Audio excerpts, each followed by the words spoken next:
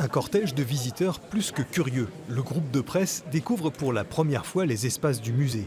Pour l'inauguration, l'artiste contemporain Jan Peiming y expose ses œuvres. Un télescopage dans la salle des tombeaux qui semble plaire.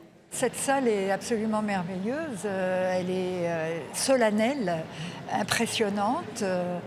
Les œuvres sont de très grands formats et Ming s'est adapté à ce format, mais de toute façon il travaille toujours dans des très grands formats.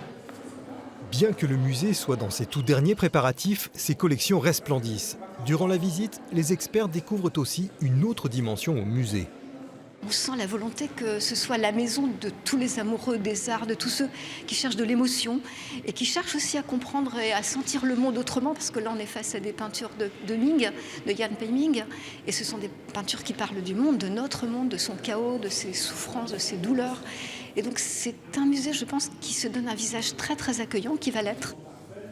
Au fur et à mesure de la visite, les visages s'illuminent. Le charme du musée opère, une alchimie se produit. Le musée des Beaux-Arts a touché en plein cœur.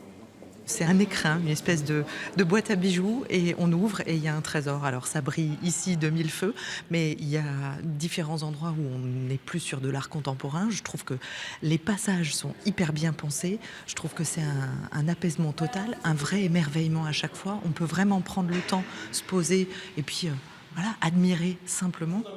Les experts sont conquis. Quant au grand public, il ne lui reste plus qu'à pousser les portes et découvrir le musée des Beaux-Arts.